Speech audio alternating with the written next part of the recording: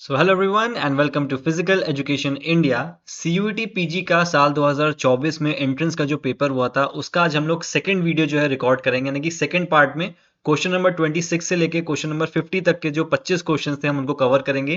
Question number 1 से लेके 25 तक जो वीडियो पहले हम बना चुके हैं वो पहले से अपलोडेड है। डिस्क्रिप्शन में मैं उसका लिंक डाल दूंगा, तो अगर आपने उस वीडियो को नहीं देखा तो क्वेश्चन नंबर 1 से लेके 25 तक हमने उसको वहां पे सॉल्व किया था। आज हम इसका सेकंड पार्ट रिकॉर्ड करेंगे जहां पे हम बाकी जो बचे क्वेश्चन हैं उनको सॉल्व करेंगे, और थर्ड पार्ट में 51 से 75 तक करके पूरे जो हमारा 24 का जो पेपर था उसको हम कंप्लीट करेंगे।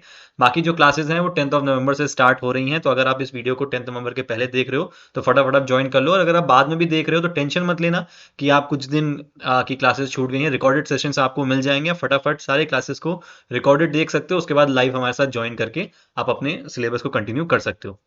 तो ये कुछ स्टूडेंट्स हैं जो लास्ट ईयर जिनका सिलेक्शन हुआ था। बाकी फटाफट मैं यहाँ पे शुरू कर देता हूँ हमारे जो आज के क्वेश्चंस हैं। क्वेश्चन नंबर 25 तक जो है वो हमने कंप्लीट कर लिया था। 26 से मैं यहाँ पे स्टार्ट करता हूँ। Just a minute.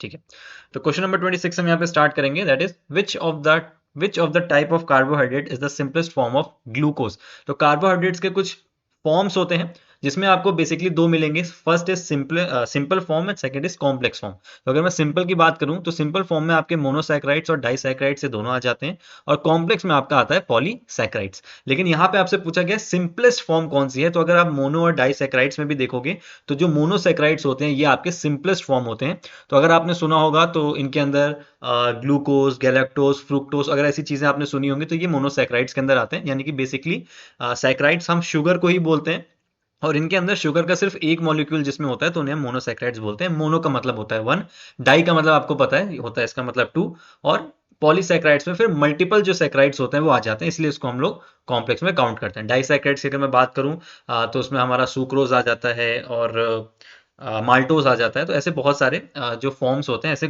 कार्बोहाइड्रेट की बनती हैं। तो इसका जो सही आंसर होगा वो होगा आपका मोनोसैकेराइड्स, ये आपकी सिंपलेस्ट फॉर्म ग्लूकोज की होती है। ठीक है, सेकंड क्वेश्चन फटाफट बढ़ जाते हैं।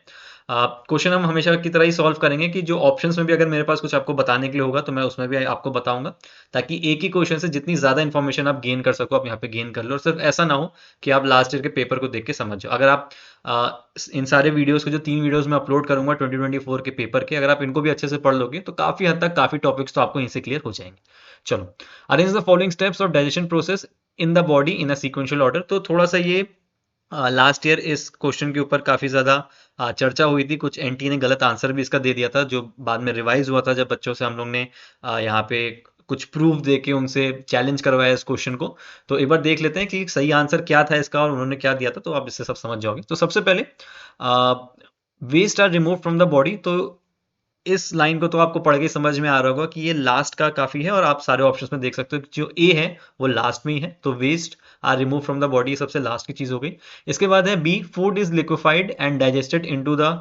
थोड़ा सा क्वेश्चन पेपर की जो लैंग्वेज थी इस बार काफी खराब आई थी, काफी ज्यादा इसमें स्पेलिंग मिस्टेक थी, लेकिन यहाँ पे बस ये इतना कहना चाह रहा है कि जो फूड होता है वो लिक्विफाइड हो जाता है, डाइजेस्ट होता है उन फॉर्म्स में जो सेल एक्सेप्ट करते हैं। फिर थर्ड है food is broken into smaller pieces. D है वाटर इज अब्सॉर्ब्ड, और ई है nutrients passed through the blood stream. अब इनको हम लगाने की कोशिश करते हैं। सबसे पहले आपको पता है कि फूड जो होता है वो स्मॉलर पीसेस में टूटता है, तो ये आपका नंबर 1 हो जाएगा कि food is broken down into smaller pieces. Second आपका इसमें आ जाएगा food is liquefied and digested into the form that the cell can accept. ठीक है, तो ये आपका सेकंड हो जाएगा। तो आप सी भी देख सकते हो, सिर्फ दो में ही है, बाकी थर्ड और फोर्थ आपका सीधे सीधे कट जाएगा। अब इसी में हमको देखना है। ए आपका लास्ट में है, तो ई और डी जो ऑप्शन है अब आपको यहाँ पे इसको सही करना है। अब देखो इसका जो सही आंसर है वो है ऑप्शन नंबर ए, जिसपे हमने बच्चों को चैलेंज भी कराया था और उसको एक्सेप्ट किया गया एनटीए में, और सही आंसर यही लग गया है नंबर 1। पहले एनटीए ने इसका आंसर सेकंड दिया था, वो क्यों दिया था? इन्होंने बोला था कि वाटर इज अब्सॉर्ब्ड, तो जो स्मॉल इंटेस्टाइन होती है वहां पे हमारा वाटर एब्सॉर्ब हो जाता है। उसके बाद उन्होंने बोला कि जो न्यूट्रिएंट्स होते हैं वो स्मॉल इंटेस्टाइन के बाद हमारी ब्लड स्ट्रीम में जाके मिल जाते हैं। लेकिन अगर आप कोई भी बुक देखोगे, एनसीईआरटी की बुक अगर आप देखोगे जहां से सबसे ज्यादा क्वेश्चंस के जो आंसर्स होते हैं आप एज अ प्रूफ चैलेंज कर सकते हो एनटीए को भी या फिर किसी भी एग्जामिनेशन बॉडी को, तो वहां से जब हमने देखा तो बहुत सिंपल सी चीज है कि जो वाटर जो एब्जॉर्प्शन होता है ये हमारा लार्ज इंटेस्टाइन में भी जाके होता है, और उसके पहले ही स्मॉल इंटेस्टाइन के बाद जो हमारे न्यूट्रिएंट्स होते हैं वो हमारी ब्लड स्ट्रीम में मिल जाते हैं। तो बच्चों ने इसी हिसाब से इसमें आंसर लगाया कि वाटर जो है वो तो लार्ज इंटेस्टाइन में भी लार्ज स्टेज में भी अब्जॉर्व होता है। तो इसी चीज पे हमने चैलेंज किया, तो इस चीज को एक्सेप्ट किया गया। तो इसके हिसाब से आपका जो ऑप्शन नंबर ई होगा ये आपका थर्ड हो जाएगा। कि न्यूट्रिएंट्स जो होते हैं वो आपके ब्लड स्ट्रीम में चले जाते हैं। वाटर आपका लार्ज इंटेस्टाइन में भी अब्जॉर्ब होता है, तो ये नंबर 4 हो जाएगा। और फिर waste are remove from the body आपका नंबर 5 हो जाएगा। तो इस तरीके से आपको कुछ प्रोसेसेस हैं वो पढ़ने होंगे। हालांकि जो सबसे इंपॉर्टेंट प्रोसेस होता है वो हमारा डाइजेशन का ही होता है, फूड डाइजेशन का। बाकी प्रोसेस इतने ज़्यादा नहीं है। आपका प्रोसेस की अगर मैं बात करूँ तो आपको पता होगा आपका हार्ट का भी एक प्रोसेस है कि किस तरीके से डीऑक्सीजनेटेड ब्लड आपके हार्ट में एंटर करता है और कैसे वो लंग्स के थ्रू होते होते दोबारा हार्ट में आके आपकी बॉडी में सर्कुलेट होता है। तो वो भी एक इंपॉर्टेंट प्रोसेस है जिसके क्वेश्चंस इस बार आने के बहुत ज़्यादा चांसेस हैं। तो उसको हम सारी क्लासेस में अच्छे से कवर करेंगे जब हम अपना एनाटॉमी और फिजियोलॉजी का चैप्टर पढ़ेंगे। ठीक है, चलो नेक्स्ट क्वेश्चन देख लेते हैं। बहुत सिंपल सा क्वेश्चन है। यहाँ पे आपको जो सेकेंडरी नेम है या फिर जो साइंटिफिक नेम है वो पूछे गए थे। तो फ्लैट फुट का आपको यहाँ पे नाम पूछा गया, बो लेग्स का, नॉक नीज और स्वे बैक का। ये सारी आपकी डिफॉर्मिटीज हैं। ठीक है, स्वे बैक आपकी बैक बोन की डिफॉर्मिटी है। नॉक नी, बो लेग और फ्लैट फुट आपके लेग की डिफॉर्मिटी है, लोअर लिम्ब की डिफॉर्मिटी है। तो इसमें अगर हम बात करें तो सबसे इजी अगर मैं आपको बताऊं तो आप कभी भी आपको ऐसा क्वेश्चन मिले तो ऐसे मत करना कि ए वाले को पहले आप देख रहे हो कि वो किस में लगेगा, फिर आप बी को देख रहे हो। आपको जिसमें सबसे ज्यादा जिसमें कॉन्फिडेंस है आप उस वाले से स्टार्ट करो, ताकि आपके पास जो ऑप्शंस हैं वो कम होते जाएंगे और आपको थोड़ा आसानी होगी आंसर करने में। तो इसमें देखो जो सबसे इजी मुझको लगता है आपको जो देख के समझ में आ जाएगा, that is knock knees. Knock नीज को हम बोलते हैं जेनु वेलगम। अब इसकी एक बहुत सिंपल सी ट्रिक है। नॉक नीज में आपको पता है कि आपके जो दोनों घुटने होते हैं वो एक दूसरे से टच करने लगते हैं, एक दूसरे से टकराते हैं, इसलिए इनका नाम रखा गया है नॉक नीज। अब देखो जेनु वेलगम में एक वर्ड है गम। अब हम गम से क्या करते हैं, हम चीजें चिपकाते हैं, तो हमारे जो घुटने हैं वो भी चिपक रहे हैं गम से। तो जेनु वेलगम हम नॉक नीज को बोलते हैं। तो सी का हमारा हो गया 1। अब हम यहाँ पे देख लें तो सी का 1 देखो सिर्फ एक में ही है, तो सीधे सीधे आपका 1 आंसर हो जाएगा। फिर भी हम दोबारा बाकी ऑप्शंस को भी देख लेते हैं। नेक्स्ट, नॉक नीज के साथ जो आप पढ़ते हो दैट इज बो लेग्स। बो लेग्स में क्या होता है कि हमारे जो बो होते हैं उसकी तरह हमारे जो घुटने होते हैं, जो पैर होते हैं, वो डिस्टेंस में हो जाते हैं। तो देखो यही जेनु वेलगम हम बोलते हैं नॉकनीस को, और जेनु वेरम हम बोलते हैं हमारे बोलेक्स को। तो बी का 4 यहाँ पे हो जाएगा। फ्लैट फुट हम बोलते हैं इसको पेस प्लिनस। फ्लैट फुट अगर आप अपने पैर देखोगे तो आपका जो पैर का नीचे वाला जो हिस्सा होता है वहां पे एक आर्क बना होता है। लेकिन कुछ लोग ऐसे होते हैं जिनका जो पैर होता है पूरी तरीके से फ्लैट हो जाता है, पूरा सीधा हो जाता है। तो उस केस में हम उनको उस डिफॉर्मिटी को फ्लैट फुट बोलते हैं, या फिर साइंटिफिक लैंग्वेज में पेस्प्लिनस उसको बोलते हैं। और फिर बचा आपका स्वे बैक जो कि आपका लॉर्डोसिस होता है। अगर मैं आपकी एक नॉर्मल बैकबोन अगर मैं आपको बताऊं, अगर आप साइड से इसको देखोगे तो आपकी बैकबोन कुछ इस तरीके से होती है। ठीक है, ये आपका साइड व्यू है आपकी बैकबोन का। लेकिन लॉर्डोसिस में क्या होता है, आपकी जो बोन होती है वो जो नीचे का जो आपका हिस्सा होता है, लंबा रीजन जो आपका होता है वो थोड़ा सा ज्यादा आगे की तरफ यहाँ पे निकल जाता है। ठीक है, ये आपका फ्रंट साइड है, फेस यहाँ पे होगा, तो ये थोड़ा सा ज्यादा आगे की तरफ निकल जाता है, तो इसको हम लॉर्डोसिस बोलते हैं। यही अगर मैं आपको एक और डिफॉर्मिटी बताऊं जो कि लॉर्डोसिस के साथ हम पढ़ते हैं, जिसको हम काइफोसिस बोलते हैं, उसमें जो आपका अपर एरिया जो होता है वो थोड़ा सा पीछे की तरफ ऐसे ज्यादा निकल जाता है। ठीक है, ये आपका लंबा रीजन जो है ये तो आपका नॉर्मल रहता है, जो कि यहाँ पे हमने दिखाया कि एक्सीड हो गया था लॉर्डोसिस में।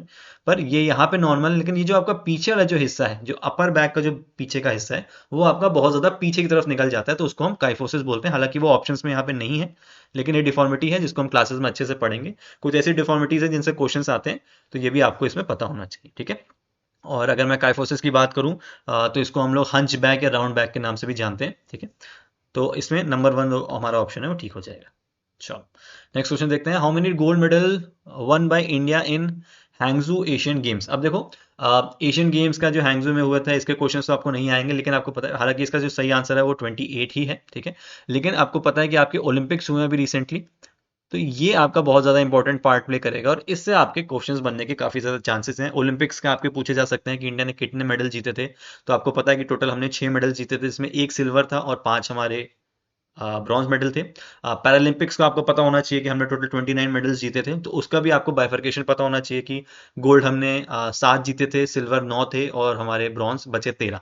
तो ये आपको पता होना चाहिए, ये आपसे पूछा जा सकता है। हैंगजू एशियन गेम्स का आपसे इस बार नहीं पूछेगा, बल्कि जो रीसेंट इवेंट्स जो हुए हैं, रीसेंट कॉम्पिटिशन जो है, उससे आपके क्वेश्चन बनेंगे। चलो नेक्स्ट क्वेश्चन देखते हैं। ग्रैंड स्लैम से क्वेश्चन है। लॉन टेनिस, हमेशा से मैंने आपको बोला है, लॉन टेनिस, फुटबॉल, क्रिकेट, ये कुछ ऐसे गेम्स हैं जिनसे क्वेश्चंस बनना बहुत ज़्यादा कॉमन हो गया है आजकल।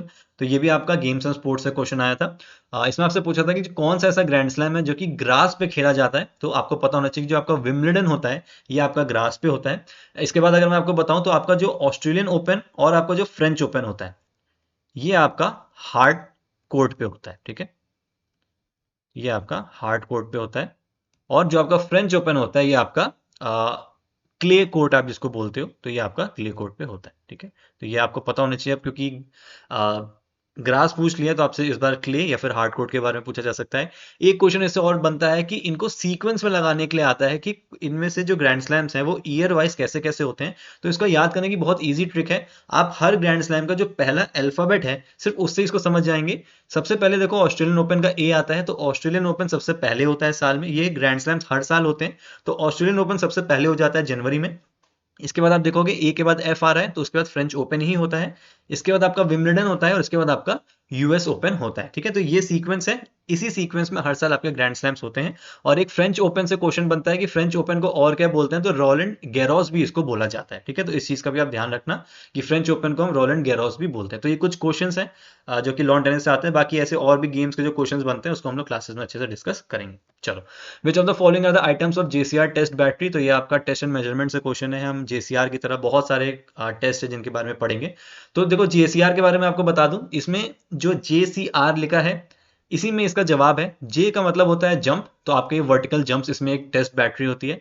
सी से मतलब होता है चिन, तो चिनअप्स इसमें होता है। और आर से मतलब होता है रन, यानी कि शटल रन। तो ये 3 टेस्ट बैटरीज हैं जो कि आपकी जेसीआर के अंदर आती हैं। तो ये आपका सही आंसर है ए बी ई। तो थर्ड आपका ऑप्शन यहाँ पे सही हो जाएगा। बाकी जेसीआर के बारे में अगर मैं आपको कुछ और इन्फॉर्मेशन दूं, तो ये बनाया था बी ई फिलिप ने। ठीक है, बी ए फिलिप्स ने आपका जेसीआर टेस्ट बनाया था। और 1940 सॉरी हाँ 1947 में आपका ये जो टेस्ट है वो आया था। ठीक है, तो ये कुछ ऐसी इन्फॉर्मेशन है। इसके अलावा बहुत सारे टेस्ट हैं, बहुत सारे तो मैं नहीं बोलूंगा, वैसे हैं तो बहुत सारे, लेकिन जो इंपॉर्टेंट होते हैं उनको हम क्लास में जरूर आपसे डिस्कस करेंगे कि आपको ये पढ़ के जाना चाहिए, क्योंकि इनसे ही ज्यादातर क्वेश्चन हमारे बनते हैं। चलो, कुछ टर्म्स यहाँ पे देख लेते हैं। Transfer of learning, practice, variability, feedback, frequency, distributed practice. अब देखो ये कुछ क्वेश्चंस ऐसे होते हैं जिनमें अगर आपकी अंडरस्टैंडिंग आपके सब्जेक्ट की अच्छी है, अगर आपको टॉपिक समझ में आया है और आप बहुत ज़्यादा प्रैक्टिकल चीज़ों को समझते हो, तो आप बहुत आराम से इन क्वेश्चंस का आंसर कर सकते हो। देखो ट्रांसफर ऑफ लर्निंग का सिर्फ यहाँ पे आपको मीनिंग ढूंढनी है। तो अगर हम ट्रांसफर ऑफ लर्निंग देखें, तो थर्ड वाला अगर आप पढ़ो, ability to apply knowledge and skills learn in one context to another. तो ट्रांसफर ऑफ लर्निंग का क्या मतलब होता है कि अगर आपने कोई एक चीज सीखी है और आप उसके बाद कोई दूसरी चीज सीख रहे हैं, तो उस पहली सीखी हुई चीज से ऐसी कौन सी बातें हैं जिनका आप यूज सेकंड वाली जो आप कोई चीज सीख रहे हो उसमें आप यूज कर सकते हो। अगर मैं इसका एग्जांपल दूं, तो फॉर एग्जांपल अगर आपने लॉन टेनिस गेम को सीखा है पहले, उसके बाद आप जा रहे हो टेबल टेनिस को सीखने, तो आप लॉन टेनिस से काफी चीजें जो है वो आप टेबल टेनिस में ही अप्लाई कर सकते हो। जैसे कि लॉन टेनिस में भी टॉप स्पिन होती है, टेबल टेनिस में भी टॉप स्पिन है। लॉन टेनिस में बैक स्पिन है, टेबल टेनिस में भी बैक स्पिन है। सर्विसेज हैं, रिसीविंग्स हैं, ये सारी जो चीजें होती हैं इन दोनों गेम्स में कॉमन होती हैं। तो ये आपका ट्रांसफर ऑफ लर्निंग होता है, जो कि पॉजिटिव है कि आप कैसे एक चीज को सीख के उसी बातों को सेकंड किसी चीज को सीखने में यूज कर सकते हो। ठीक है, बाकी इसमें नेगेटिव लर्निंग भी होता है, जीरो लर्निंग भी होता है, जो हम क्लासेस में अच्छे से पढ़ेंगे। तो ए का हो जाएगा आपका 3। तो हम ए का 3 देख लेते हैं, 2 में है तो थर्ड और फोर्थ तो सीधे सीधे काट काट दो। फिर आपका है प्रैक्टिस वेरिएबिलिटी। तो इसका देखो बहुत सिंपल सा मतलब है, variations in practice conditions to improve adaptability and generalization of skills. तो कितना ज्यादा आप अपनी प्रैक्टिस में वेरिएशंस लेके आ रहे हो कि आप बहुत अच्छे तरीके से कंडीशंस में अडेप्ट कर लो अपने गेम को लेके। तो बी का आपका हो जाएगा 4। बी का 4 अगर हम देखें तो देखो सिर्फ सेकंड में ही है, तो आपका सेकंड सही आंसर हो जाएगा। ठीक है, बाकी हम फीडबैक फ्रीक्वेंसी भी एक बार पढ़ लेते हैं। फीडबैक फ्रीक्वेंसी का मतलब है कि कितने अमाउंट ऑफ टाइम में आपको आपको फीडबैक आपके स्किल के बारे में या फिर आपकी प्रैक्टिस या फिर आपके वर्कआउट के बारे में आपको मिल रहा है। अभी आपका कोच भी दे सकता है, आपका सीनियर भी कोई दे सकता है, या आपका कोई बैचमेट है वो भी दे सकता है। तो कितने टाइम में आपको फीडबैक मिल रहा है आपको आपकी परफॉर्मेंस का, उसको हम कहेंगे फीडबैक फ्रीक्वेंसी। और बचा डिस्ट्रीब्यूटेड प्रैक्टिस। तो practice of skill with a recovery and rest period between each attempt, तो इसको हम कहेंगे डिस्ट्रीब्यूटेड प्रैक्टिस, कि कैसे आपने अपनी प्रैक्टिस को रिकवरी और रेस्ट पीरियड के बीच में डिवाइड करके रखा है।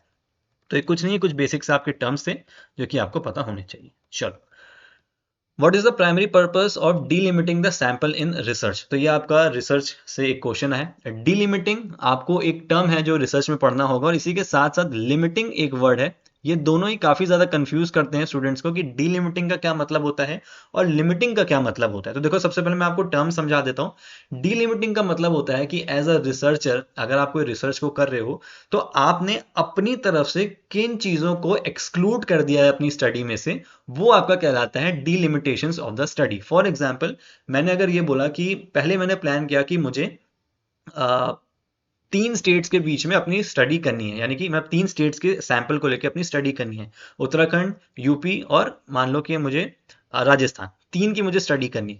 फिर उसके बाद मैंने खुद से ही उसको डीलिमिट कर दिया कि एक काम करते हैं, राजस्थान को एक्सक्लूड कर देते हैं, हम सिर्फ उत्तराखंड और यूपी के ही बच्चों को लेके अपनी स्टडी कर लेंगे। तो एक रिसर्चर जब अपनी तरफ से चीज़ों को एक्सक्लूड कर देता है, हटा देता है, कुछ डीलिमिटेशंस लगा देता है, तो उसी को हम कहते हैं डीलिमिटिंग या फिर डीलिमिटेशन ऑफ द स्टडी। और लिमिटिंग जो होती है, ये कुछ ऐसे फैक्टर्स होते हैं जिनके ऊपर रिसर्चर का कंट्रोल नहीं होता है। जैसे कि आप रिसर्च कर रहे हो किसी आपके सैंपल की, आपको 12 या 13 दिन की आपकी कोई रिसर्च है, आपको डेटा कलेक्ट करना है, 10 दिन के बाद 11वें दिन 2 बच्चों की तबीयत खराब हो गई, तो ये एक ऐसी कंडीशन है कि भाई जो आपके कंट्रोल में नहीं है। फॉर एग्जाम्पल, या फिर वेदर खराब हो गया, उस दिन बारिश हो गई, आपको ग्राउंड में कोई रिसर्च करनी थी, डेटा कलेक्ट करना था, लेकिन बारिश हुई, मौसम खराब हुआ, जिसकी वजह से आप अपनी रिसर्च को नहीं कर पाए। तो ये कुछ लिमिटेशंस ऑफ द स्टडी होते हैं जिसपे जो रिसर्चर है उसका कोई कंट्रोल नहीं है। और डीलिमिटेशंस क्या होते हैं जिसपे रिसर्चर का कंट्रोल होता है और वो अपने हिसाब से चीजों को एक्सक्लूड कर लेता है। तो ये डिफरेंस था। अब क्वेश्चन में आपसे पूछा गया है what is the primary purpose, कि डीलिमिटिंग करने का जो प्राइमरी पर्पस होता है, सबसे मुख्य उद्देश्य जो होता है वो क्या होता है। तो देखो, to increase the generalizability of findings, to exclude certain elements from the study, to enhance the complexity of the research design, to minimize the impact of confounding variables. अब देखो, इनको आप कब समझोगे, जब आप अच्छे से इनको क्लासेस में पढ़ोगे, हर टॉपिक को समझोगे। अभी ये पढ़ने में लग रहा होगा कि यार ये क्या चीजें हैं, बिल्कुल समझ में नहीं आ रही। अभी मैं आपको समझाता हूँ, फिर बहुत ईजी बन जाएगी आपकी। तो सबसे पहला इसका जो आंसर है मैं आपको बता देता हूँ, बहुत आराम से आपको समझ में आ जाएगा जब मैं चारों पॉइंट्स बताऊंगा। To increase the generalizability of findings, यानी कि आप चीजों को कम कर रहे हो अपनी रिसर्च में से, ताकि आप बहुत अच्छी तरीके से जनरलाइज कर पाओ। देखो, रिसर्च का एक मेन जो ऑब्जेक्टिव होता है वो यही होता है कि आप 10,000 लोगों में से 100 लोगों को आपने सेलेक्ट किया, उन 100 के ऊपर आपने अपनी रिसर्च करी, और फिर उन 100 से जो रिजल्ट निकला आपने उन 10,000 लोगों पे जनरलाइज कर दिया। यानी कि आपने मान लिया कि जो वो 100 लोग हैं, वही रिजल्ट आपको उन 10,000 लोगों में से मिलेगा। तो जनरलाइज करने का यही मतलब होता है। तो इंक्रीज करने का जनरलाइजेबिलिटी ऑफ फाइंडिंग्स, आप अपने चांसेस बढ़ा रहे हो। जब आप अपने सैंपल्स को थोड़ा सा कम कर रहे हो, थोड़ा सा फोकस एरिया में जा रहे हो, तो आपकी जो जनरलाइजेबिलिटी होती है वो आपकी यहाँ पे बढ़ जाती है। सेकंड है to exclude certain elements from the study. तो ये थोड़ा सा देखो नेगेटिव फैक्टर हो गया। हटाने का, डीलिमिट करने का सिर्फ ये मतलब नहीं होता कि आप चाह ही रहे हो कि आप अपने एलिमेंट्स को कम कर दो। तो ये थोड़ा सा नेगेटिव फैक्टर है, तो इसको हम नहीं कंसिडर करेंगे। To enhance the complexity of the research design. तो देखो, चीजों को कम करने से कॉम्प्लेक्सिटी बढ़ती नहीं है, बल्कि आपका जो बैलेंस है वो बढ़ जाता है, यानी कि और थोड़ा सा बेसिक हो जाती है, थोड़ा सा इजी हो जाती है। तो कॉम्प्लेक्स तो बिल्कुल नहीं होगी। तो थर्ड वाला तो हम काट ही देते हैं, सेकंड भी हम काट देते हैं, क्योंकि नेगेटिव चीजें हमको यहाँ पे बात नहीं करनी है। To minimize the impact of co-founding variables. अब जो co-founding वेरिएबल्स होते हैं, इनका बेसिकली मतलब होता है ये आपके डिपेंडेंट वेरिएबल्स हो या फिर आपके इंडिपेंडेंट वेरिएबल्स के ऊपर नेगेटिव इफेक्ट डालता है, जिससे आपका जो रिसर्च की फाइंडिंग है वो थोड़ा सा नेगेटिव हो सकती है, फिर गलत हो सकती है। तो देखो, बिल्कुल इसको ये मिनिमाइज करता है। जब आप अपने सैंपल्स को कम कर रहे हो या फिर अपने एरिया को कम कर रहे हो, तो आपका जो रिजल्ट है वो और ज़्यादा फोकस्ड और ज़्यादा बेटर आता है। तो बिल्कुल ये मिनिमाइज तो करता है, तो ये भी ठीक हो सकता है और नंबर 1 भी ठीक हो सकता है। लेकिन जो प्राइमरी पर्पस की यहाँ पे बात हो रही है, वो हमेशा यही होता है कि जो जनरलाइजेबिलिटी होती है फाइंडिंग्स की, वो आपकी बढ़ जाती है। तो इस चीज़ को हमेशा ध्यान रखना। तो इस केस में जो नंबर 1 है वो आपका यहाँ पे सही आंसर हो जाएगा। ठीक है, चलो नेक्स्ट क्वेश्चन पे आ जाते हैं। Ability of a muscle to overcome maximum resistance in a single repetition is referred as. तो जब आप स्ट्रेंथ का टॉपिक पढ़ोगे तो ये बहुत ही बेसिक सा, सबसे पहली आपको जो पेज पे स्ट्रेंथ के बारे में मिलेगा वो है उसके टाइप्स, कि स्ट्रेंथ के कितने टाइप्स होते हैं। तो जनरली हम 3 टाइप्स यहाँ पे पढ़ते हैं, एक्सप्लोसिव स्ट्रेंथ, स्ट्रेंथ एंड्योरेंस और मैक्सिमल स्ट्रेंथ। तो यहाँ पे आपको जो सही आंसर हो जाएगा वो हो जाएगा आपका मैक्सिमल स्ट्रेंथ। मैक्सिमल या फिर मैक्सिमम स्ट्रेंथ का मतलब होता है कि आप एक ही सिंगल कॉन्ट्रैक्शन में कितना ज्यादा से ज्यादा वेट उठा सकते हो। ठीक है, जिसमें आपका पावर लिफ्टिंग, आपका इसमें एग्जांपल जो आपके इवेंट्स होते हैं, वेट लिफ्टिंग हो गया, उसमें जो एथलीट होता है वो यही कोशिश करता है कि एक चांस में, यानी कि एक ही कॉन्ट्रैक्शन में ज्यादा से ज्यादा वेट उठा के वो दिखाए। तो ये आपका होता है मैक्सिमम स्ट्रेंथ, या फिर जिसको आप कभी कभी 1 RM भी बोल सकते हो, 1 रिपीटिशन मैक्सिमम, की एक ही बार में आप कितना ज्यादा वेट उठा लेते हो। एक्सप्लोसिव स्ट्रेंथ आपको पता है, ये बेसिकली आपका होता है combination of speed and power. Explosive strength आपका स्पीड और पावर का कॉम्बिनेशन होता है, जिसका एग्जांपल आपका हो सकता है 100 मीटर रनिंग। यानी कि पावर भी चाहिए और साथ में स्पीड को भी हम अप्लाई कर रहे हैं, जहां पे एक 100 मीटर का एथलीट 9, 10 या 11 सेकंड में फटाफट कोशिश करता है स्ट्रेंथ को अप्लाई करके कि 100 मीटर को जल्दी से कवर करे। स्विमिंग इसका एग्जांपल हो सकता है। ठीक है, और स्ट्रेंथ एंड्योरेंस आपके जितने भी लंबे चलने वाले गेम्स हैं या टीम गेम्स होते हैं, जिसमें आपको एंड्योरेंस, यानी कि एक ऐसी कंडीशन जहां पे फटीग, आप थक भी रहे हो लेकिन उसके साथ साथ भी आप स्ट्रेंथ को अप्लाई कर रहे हो, तो ये आपका स्ट्रेंथ एंड्योरेंस कहलाता है। ठीक है, आइसोमेट्रिक्स आपके कॉन्ट्रैक्शन का एक टाइप है। आइसोमेट्रिक का मतलब होता है कि सेम लेंथ। इसके बारे में आइसोमेट्रिक आइसोमेट्रिक, आइसोटोनिक, इनको हम अलग से पढ़ेंगे, या फिर आइसोकाइनेटिक। तो ये इन तीनों पे कुछ असर, कुछ मतलब नहीं है, ये अलग चीज है, ठीक है। चलो नेक्स्ट हम देख लेते हैं द टर्म, ये ओइडेमा नहीं है, ये एडेमा ही है, ठीक है, EDEMA है। तो ये क्या कहलाता है? तो एडेमा एक ऐसी कंडीशन होती है जब आपकी बॉडी में जो लिक्विड होता है कुछ पर्टिकुलर एरिया में वो एक्सेसिव हो जाता है, जिसकी वजह से आपकी बॉडी ब्लोट करने लगती है, यानी कि फूलने लगती है। तो एक्सेस टिश्यू फ्लूइड इसका सही आंसर हो जाएगा, कि एडेमा का मतलब होता है कि आपकी बॉडी में एक्सेसिव टिश्यू फ्लूइड हो रहा है, ठीक है। लो ब्लड वॉल्यूम की अगर मैं बात करूं तो ये आपका कहलाता है हाइपोवोलेमिया, ठीक है। ये कुछ टर्म्स हैं जो कि आपको सुनने को आगे मिल सकते हैं, ठीक है। आंसर तो इसका सेकंड हो गया। लो ब्लड वॉल्यूम आपको हाइपोवोलेमिया कहलाएगा, और यहीं पे अगर मैं बोलूं कि हाई ब्लड वॉल्यूम, तो ये आपका हाइपरवोलेमिया हो जाएगा, ठीक है। मैं लिख देता हूं, ये हो जाएगा आपका हाइपर। एक बार इसकी स्पेलिंग चेक कर लेना, या अगर मैं गलत प्रोनाउंस कर रहा हूँ तो। हाइपोवोलेमिया ये हो गया जब आपकी जो आपका ब्लड की वॉल्यूम है बॉडी में वो कम हो जाए, या फिर जब ब्लड का वॉल्यूम आपकी बॉडी में ज्यादा बढ़ जाए, तो वो आपका हाइपरवोलेमिया कहलाता है, ठीक है। स्लो ब्लड फ्लो को हम कोई ऐसे किसी टर्म से नहीं खिला सकते, ये आप समझ सकते हो कि आपकी जो बॉडी में ब्लड फ्लो है वो बहुत धीमे हो गया है। और इलेक्ट्रोलाइट इम्बैलेंस, या फिर आप इसको इलेक्ट्रोलाइट डिसऑर्डर बोल सकते हो। इसके अलावा अगर आप इलेक्ट्रोलाइट इम्बैलेंस की बात करोगे तो इनके नाम तब आते हैं जब आपकी बॉडी में किसी पर्टिकुलर इलेक्ट्रोलाइट को लेके कम या ज्यादा मात्रा होती है। जैसे कि सोडियम की अगर मैं बात करूं तो वो बढ़ गया तो उसका कुछ अलग नाम होता है, सोडियम आपकी बॉडी में कम हो गया तो उसके कुछ अलग टर्मिनोलॉजीज होती हैं, तो वो आप लिस्ट आराम से पढ़ सकते हो। बाकी इतना डीप आपसे क्वेश्चन यहाँ पे नहीं पूछेगा, ठीक है। Which of the following is not an objective of intramural? तो इंट्राम्यूरल एक्सट्राम्यूरल आपको पता है, दो तरीके के आपके ये इवेंट्स होते हैं। इंट्राम्यूरल की अगर मैं बात करूं तो कोई भी ऐसा इवेंट जो आपकी चार दीवारों के अंदर हो रहा है, जैसे कि आपके स्कूल में इंटर क्लास कॉम्पिटिशन्स होते हैं, इंटर हाउस कॉम्पिटिशन्स होते हैं, तो ये आपके चार दीवारों के अंदर हो रहे हैं, तो हम इनको इंट्राम्यूरल बोलेंगे। एक्स्ट्राम्यूरल हो गया जो आपकी चार दीवारों के बाहर हो रहे हैं, कि आपका इंटर स्कूल कॉम्पिटिशन हो रहा है, या फिर आपका कोई डिस्ट्रिक्ट कॉम्पिटिशन हो रहा है अलग अलग अकेडमीज के बीच में, तो ये आपका एक्स्ट्राम्यूरल कहलाता है। अब इंटरम्यूरल के ऑब्जेक्टिव्स की अगर मैं बात करूं तो इंटरम्यूरल का जो मेन ऑब्जेक्टिव होता है, अगर आपसे पूछा जाए कि what is the primary purpose of intramural, तो हमेशा ध्यान रखना वो होता है मास पार्टिसिपेशन, कि ज्यादा से ज्यादा बच्चे जो है वो इंटरम्यूरल में पार्टिसिपेट करें। इसके बाद रिक्रिएशन भी इसका एक ऑब्जेक्टिव होता है, हेल्थ भी एक ऑब्जेक्टिव होता है। हाई परफॉर्मेंस कभी भी इंटरम्यूरल का ऑब्जेक्टिव नहीं होता है, ठीक है। तो मैं यहाँ पे इसको चेंज कर देता हूँ, हाई परफॉर्मेंस यहाँ पे सही आंसर है आपका, क्योंकि यहाँ पे पूछा गया है which of the following is not an objective of intramural.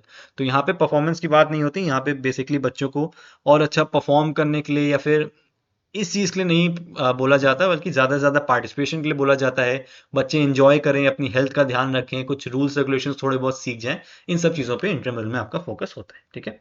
चलो नेक्स्ट क्वेश्चन देख लेते हैं, ये आपका फिलोसफी से क्वेश्चन है।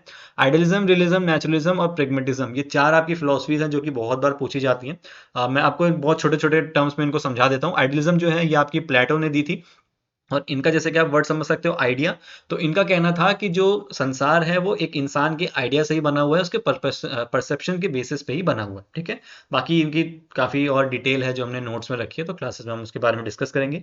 रियलिज्म है जो कि आपकी एरिस्टोटल ने दी थी, और रियलिज्म में बोला जाता है, एरिस्टोटल ने बोला कि जो चीजें आपके सामने हैं वही आपकी रियलिटी है, ठीक है। जो है, जो आपको फिजिकल चीजें दिख रही हैं वही आपकी रियलिटी है, और ह्यूमन माइंड से उसका कोई मतलब नहीं है। फिर नेचुरलिज्म आपका जो है, नेचुरलिज्म में बोला जाता है कि हर चीज नेचर के ऊपर है, मतलब इसमें पूरा फोकस नेचर वर्ड पर डाला गया है, कि जो भी है वो नेचर की वजह से ही है, और आपको उसको समझना पड़ेगा कि नेचर ने उसको कैसा बनाया है। और प्रेगमेटिज्म जो है ये सबसे ज्यादा रीसेंट है, जो कि आपके एक्सपेरिमेंट के ऊपर ध्यान देती है, कि अगर आपको चीजें सीखनी है या समझनी है तो आप चीजों को करो, एक्सपीरियंसेस लो, कुछ एक्सपेरिमेंट्स करके देखो, तो ऐसे आप चीजों को समझो, ठीक है। तो ये कुछ ब्रीफ में मैंने आपको समझा दिया कि इनका क्या मतलब होता है। अब एक बार हम इनको मीनिंग देख लेते हैं। तो आपका जो आइडियलिज्म है ये आपका हो जाएगा reality shaped by human perception and concise consciousness, ठीक है। तो आइडियलिज्म मैंने आपको बताया कि इसमें आप आइडिया वर्ड से समझ सकते हो कि ह्यूमन माइंड के बारे में यहाँ पे बात की गई है, कि एक इंसान का जो परसेप्शन है, जो उसका सोचने का तरीका है, रियलिटी यानी कि जो संसार में चीजें हैं वो उसी की वजह से है। तो डी का हमारा हो जाएगा 1। एक बार हम देख लेते हैं, डी 1 2 में है, ठीक है, तो 1 और 4 हम काट देते हैं। फिर रियलिज्म की अगर हम बात करें तो रियलिज्म आपका हो जाएगा existence of an objective reality independent of human perception. तो रियलिज्म की आपकी क्या बात करता है कि जो रियलिटी है वही आपकी रियलिटी है। तो ऑब्जेक्टिव रियलिटी जो है यही सब कुछ होती है और ह्यूमन परसेप्शन से यहाँ पे कोई मतलब नहीं होता है। तो सी का आपका 3 हो जाएगा। तो सी का 3 देखो यहाँ पे है, तो थर्ड आंसर आपका यहाँ पे ठीक हो जाएगा। ठीक है, बाकी नेचुरलिज्म की अगर मैं बात करूँ तो बी का आपका 4 है। Scientific method should be use to understand the world. Naturalism देखो यही कह रहा है कि चीजें नेचुरल हैं हमारी दुनिया में, तो हमें साइंटिफिक मेथड्स को यूज करना पड़ेगा उनको समझने के लिए कि वो ऐसी क्यों है। और प्रैग्मेटिज्म आपका है practical experience and consequences age criteria for truth. ठीक है, यानी कि आपको प्रैक्टिकल एक्सपीरियंसेस लेने पड़ेंगे और कॉन्सिक्वेंसेस को आपको फेस करना पड़ेगा, तभी आप सच्चाई को जान पाओगे। ठीक है, तो आपका थर्ड यहाँ पे ठीक आंसर हो गया है। बहुत ही छोटा सा यूनिट है फिलोसफी का, आराम से हम इसको कवर करेंगे और भी जो भी टर्मिनोलॉजीज इनसे रिलेटेड आती है उनको भी हम अच्छे से कवर करेंगे। चलो, arrange the following functions of sports event management. तो ये आपने जरूर अपने क्लास 10th 11th 12th की बुक्स में कहीं ना कहीं देखा होगा। तो आपको इनको अरेंज करना है कि किस सीक्वेंस में होती हैं, तो फटाफट अरेंज कर लेते हैं। सबसे पहले आप करते हो प्लानिंग। ठीक है, इसके बाद आपकी बारी आती है ऑर्गेनाइजिंग। ठीक है, ऑप्शन हम एक बार देख लेते हैं। सी के बाद आपका ए आ जाएगा। तो देखो सी का ए सिर्फ एक में ही है, तो सेकंड इसका ठीक हो जाएगा। फिर आपकी आ जाएगी स्टाफिंग, फिर आपकी आ जाएगी कोऑर्डिनेटिंग, और फिर लास्ट में आपकी आती है डायरेक्ट। तो हमारा आंसर बनना चाहिए सी, ए, डी, बी और ई। ठीक है, अब देखो इनको बहुत आराम से समझ लो।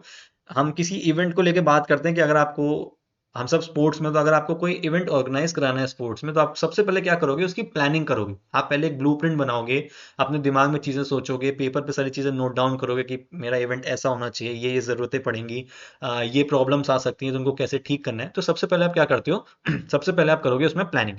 फिर आपकी बात आती है ऑर्गेनाइजिंग की। ऑर्गेनाइजिंग में आप क्या करते हो, अलग अलग डिपार्टमेंट का प्लान करना शुरू करते हो कि आपको कौन कौन से डिपार्टमेंट की जरूरत पड़ेगी। फॉर एग्जांपल स्पोर्ट्स की अगर मैं बात करूं, तो आपको एक रिसेप्शन की टीम चाहिए जो टीम्स को वेलकम करेगी। ठीक है, आपको एक फूडिंग की वो चाहिए, टीम चाहिए जो आपका फूड वगैरह देखेगी।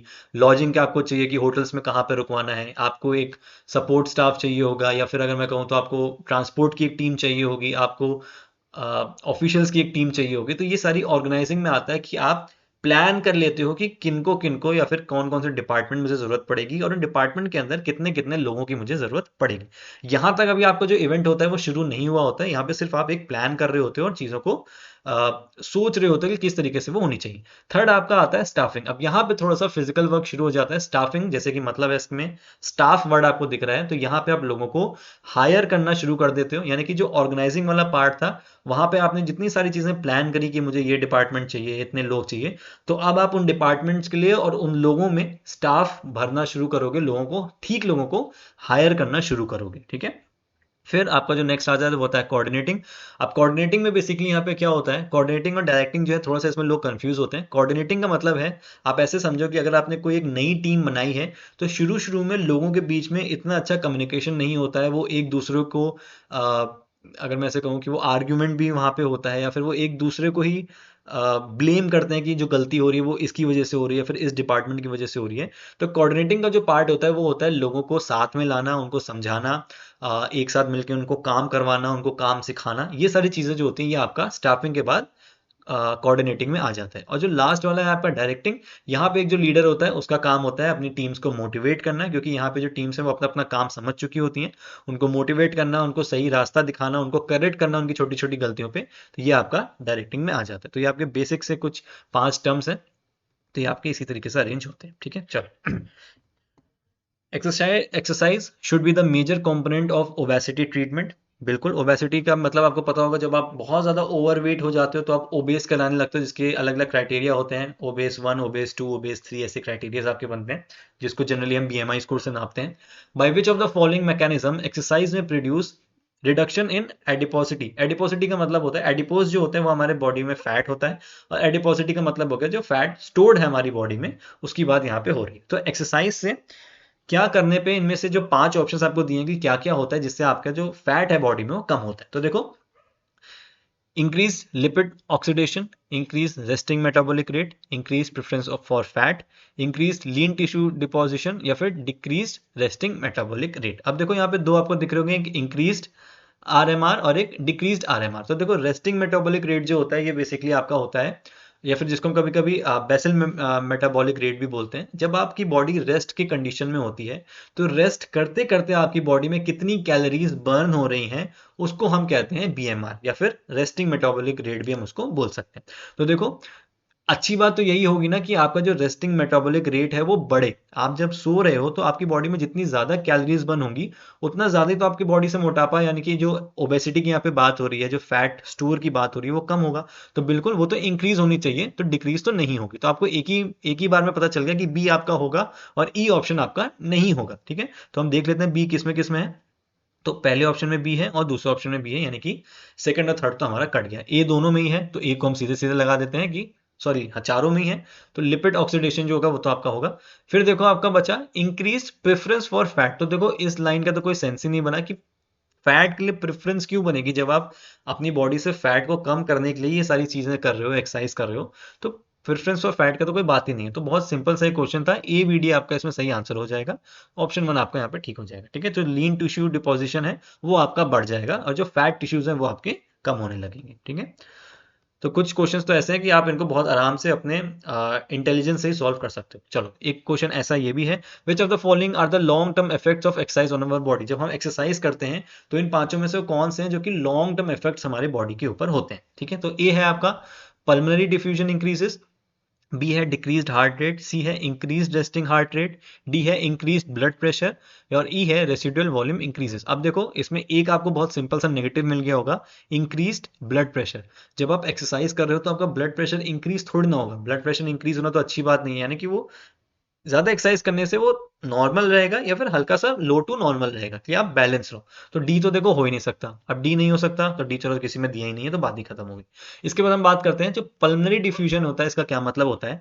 तो पल्मोनरी आर्टरीज आपने सुनी होंगी, पल्मोनरी वेन आपने सुनी होगी, ये सब आपका हार्ट के अंदर होता है जो कि आपकी लंग्स को ब्लड में ले जाने में हेल्प करता है। ठीक है, तो पल्मोनरी डिफ्यूजन का मतलब हो गया कि आपका एक जो प्रोसेस होता है जहां पे आप ऑक्सीजन को इनटेक करते हो लंग्स में और उसको जो यूज्ड कार्बन डाइऑक्साइड होती है उससे एक्सचेंज करते हो, जिसमें आपका जो ब्लड है वो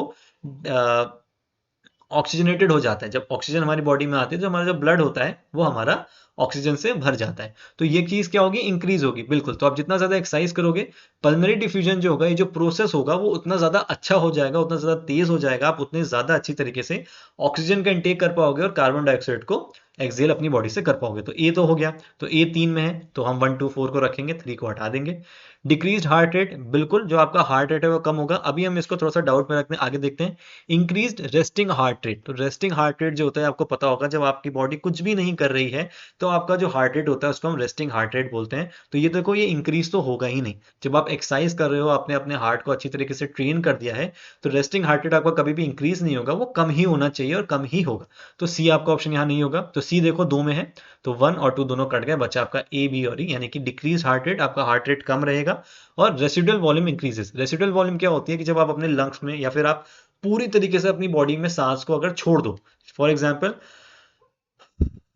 पूरी पावर लगाई हमने, अपने पूरी सांस को छोड़ दिया, फिर भी अगर लंग्स में मेरे कुछ वॉल्यूम ऑफ एयर रह जाती है तो उसको हम कहते हैं रेसिडुअल वॉल्यूम इंक्रीजेस। ठीक है, यानी कि इंक्रीजेस नहीं, यानी कि उसको हम रेसिडुअल वॉल्यूम बोलते हैं, जो कि हमारी इंक्रीज हो जाती है एक्सरसाइज करने से। नेक्स्ट है ये आपका रिसर्च या फिर टेस्ट एंड मेजरमेंट का ये आपका पार्ट है। बहुत सिंपल सा क्वेश्चन है, वैलिडिटी, रिलायबिलिटी, ऑब्जेक्टिविटी और फेयरनेस, इन चारों का मतलब आपको बताना है। तो देखो वैलिडिटी का मतलब होता है कि जो टेस्ट आप ले रहे हो ये बेसिकली आपके टेस्ट के पार्ट है, कि आप फॉर एग्जांपल कोई टेस्ट ले रहे हो तो वो वैलिड होना चाहिए, वो रिलायबल होना चाहिए, वो ऑब्जेक्टिव होना चाहिए और वो फेयर होना चाहिए। तो किसी भी टेस्ट की वैलिडिटी का क्या मतलब होता है कि आप उस टेस्ट को जिस चीज के लिए ले रहे हो वो वही चीज मेजर कर रही है। ऐसा नहीं कि आपको किसी फुटबॉलर की किकिंग एबिलिटी का टेस्ट लेना है और आप उससे बास्केटबॉल शूट करा रहे हो, तो इसका कोई भी मतलब नहीं है, वो टेस्ट बिल्कुल भी वैलिड नहीं है। वैलिडिटी का मतलब है कि आप अगर किसी क्रिकेटर की थ्रोइंग एक्यूरेसी चेक कर रहे हो तो आप उसके हाथ में बॉल ही दे रहे हो और उसको स्टंप्स में या फिर किसी ऑब्जेक्ट पे थ्रो करा के उसकी एक्यूरेसी को ही चेक कर रहे हो। तो ए का हो जाएगा ensure the test measures what it intends to measure consistently, यानी कि टेस्ट से आप वही मेजर कर रहे हो जो आप मेजर करना चाहते हो। तो ए का हो गया 1, ए का 1 अगर हम देखें 2 में है तो 1 और 2 हम काट देते हैं। रिलायबिलिटी की हम बात करते हैं, रिलायबल का मतलब होता है कि किसी भी टेस्ट को आप जब बार बार भी कर रहे हो, बार बार परफॉर्म कर रहे हो, तो उसका जो स्कोर या फिर जो उसका रिजल्ट आ रहा है वो क्लोज टू अप्रोक्स ही रह रहा है। ऐसा नहीं कि आपने 10 बच्चों का आज टेस्ट लिया, उनका स्कोर करीब 90 आ गया, फिर आपने कल लिया तो उनका स्कोर 10 आ गया, फिर आपने परसों लिया उनका स्कोर 50 आ गया, ऐसा नहीं। तो यानी कि इसका मतलब है कि जो आपका टेस्ट है वो रिलायबल नहीं है, बार बार टेस्ट करने पे अलग अलग रिजल्ट्स वो शो करता है। तो रिलायबल आपका टेस्ट तब होगा जब आपका जो रिजल्ट है वो क्लोज टू अप्रॉक्स स्कोर ही रहना चाहिए। तो बी का आपका हो जाएगा टेस्ट, ये हो जाएगा आपका 3, consistency of test results when administered repeatedly. तो ठीक है, तो रिपीटेडली वर्ड से आप इसको आर से रिलायबिलिटी, आर से रिपीटेडली, इससे आप रिलेट कर सकते हो कि बार बार किसी टेस्ट को ले रहे हैं तो वो सेम या फिर अप्रॉक्स टू सेम रिजल्ट आपको देता है। ऑब्जेक्टिविटी का मतलब होता है कि जब जब अलग अलग टेस्टर्स किसी एक ही टेस्ट को ले रहे हैं तो उनका स्कोर जो है वो एक जैसा आना चाहिए। देखो, रिलायबिलिटी का मतलब है कि एक ही टेस्ट को, फॉर एग्जांपल मैं अगर टेस्टर हूं, मैं कोच हूं, तो मैं एक ही टेस्ट को बार बार अपने स्टूडेंट्स पे करा रहा हूं और सेम रिजल्ट आ रहा है या अप्रॉक्स टू सेम आ रहा है, तो इसका मतलब है कि टेस्ट जो है वो रिलायबल है। लेकिन मेरे अलावा अगर 10 कोच और हैं, वो अलग अलग कोचेस भी उसी टेस्ट को ले रहे हैं और उनका रिजल्ट भी अप्रॉक्स टू सेम आ रहा है, तो इसका मतलब है कि टेस्ट ऑब्जेक्टिविटी जो है वो टेस्ट की अच्छी है। ठीक है, और बाकी फेयरनेस आप समझ सकते हो। फेयरनेस का मतलब हो गया the test is free from personal bias और इन्फ्लुएंस, यानी कि फेयर है, कोई बायसनेस नहीं है, किसी एक कैंडिडेट को अच्छा नहीं बताया जा रहा है, किसी को बुरा नहीं बताया जा रहा। तो डी का आपका हो गया 4 और सी का आपका हो जाएगा 2। ठीक है, तो इसमें आपका जो सही आंसर है डी का 4, सी का 2, आपका थर्ड आंसर इसमें ठीक हो जाएगा। ठीक है, चलो 42nd क्वेश्चन है, यानी कि 3 क्वेश्चन हमको और देखना है, इसके बाद फटाफट देख लेते हैं। Which of the following event is not organize in swimming. तो 50 मीटर रिले बहुत ही बेसिक सा क्वेश्चन है, बहुत ही फैक्चुअल क्वेश्चन है, इसमें कुछ ज़्यादा डिस्कस करने को नहीं है। गेम्स एंड स्पोर्ट्स के नोट्स हम आपको देंगे, तो उसमें आपको सारी चीज़ें मिल जाएंगी। फिर आपका रिसर्च का एक और क्वेश्चन आ गया, फटाफट मैं इसको बता देता हूँ। ये आपके कुछ टाइप्स ऑफ रिसर्च हैं, यानी कि experimental research, case study research, longitudinal research, correlation research, ऐसी और भी बहुत सी रिसर्च आपको पढ़नी होगी। आप फंडामेंटल रिसर्च पढ़ोगे, अप्लाइड रिसर्च, एक्शन रिसर्च, बहुत सारी रिसर्चेज हैं, वो हम आपको अच्छे से पढ़ाएंगे। एक्सपेरिमेंटल रिसर्च, जैसे कि आपका नाम से ही पता चल रहा है, ये है आपका इन्वेस्टिगेट कॉज एंड इफेक्ट, यानी कि आपने सैंपल्स के ऊपर एक्सपेरिमेंट किया, पहले आपने उनको कुछ करवाया, फिर आपने उसका असर उस पर देखा, तो ये आपका एक एक्सपेरिमेंट हो गया। तो ए का हो जाएगा 2, तो ये 2 में दिया हुआ है, तो 1 और 2 काट देते हैं यहाँ से। केस स्टडी रिसर्च, इसके पहले मैं आपको लॉन्गिट्यूडनल बता देता हूँ क्योंकि बहुत ईजी है। लॉन्गिट्यूडनल का मतलब होता है कि collect data from the same subjects repeatedly over N extended period, यानी कि आप एक ही सैंपल से बहुत लंबे टाइम तक अगर डेटा कलेक्ट करते जा रहे हो तो इसको हम कहते हैं लॉन्गिट्यूडनल रिसर्च। तो सी का आपका 3 हो जाएगा, बहुत सिंपल है समझने में। तो सी का 3 आपका फोर्थ वाले में दिया हुआ है, तो आपका फोर्थ ऑप्शन जो है वो ठीक हो जाएगा। केस स्टडी रिसर्च, बी का 4, examine behaviour, event etcetera in depth. Case study आपने देखी होगी, केस स्टडी में बेसिकली होता है कि बहुत ही डेप्थ में जाके आप किसी एक एथलीट के बारे में या फिर किसी एक पर्सनालिटी हो गया, कोई लीडर हो गया, फिर किसी भी इवेंट के बारे में आप बहुत डेप्थ में जाके, बहुत गहराई में जाके स्टडी करते हो, तो ये आपका है केस स्टडी। और कोरिलेशन रिसर्च जो है ये आपका स्टडीज रिलेशनशिप बिटवीन वेरिएबल्स, अलग अलग वेरिएबल्स आपकी स्टडी में हो सकते हैं, वेरिएबल्स के बारे में भी हम अच्छे से क्लासेस में पढ़ेंगे, तो ये आपका कोरिलेशन रिसर्च होता है। तो फोर्थ आपका जो आंसर है वो यहाँ पे ठीक हो जाएगा। चलो सेकंड लास्ट क्वेश्चन है, which of the following philosophy believes in only 2 values which are rooted in existence, persons and the moral imperative. तो मैंने आपको बताया था, जहां पे लोगों की बात हो रही है और उनके मॉरल इंपेरेटिव या फिर उनकी सोच की बात हो रही है, वो है आपका आइडियलिज्म। आइडिया की बात हो रही है, लोगों के आइडियाज क्या है, किसी एक पर्सन क्या सोचता है, उसके बेसिस पे जब हम फिलॉसफी देख रहे हैं या वर्ल्ड को देख रहे हैं, तो वो हमारा आइडियलिज्म कहलाता है। लास्ट क्वेश्चन देख लेते हैं,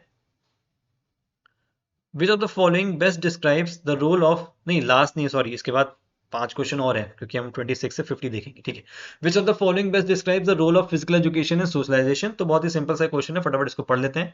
it primarily focus on individual skill development excluding social interaction, तो ये गलत है, नेगेटिव है। Physical education is irrelevant to the process of socialization, बिल्कुल ये भी गलत है।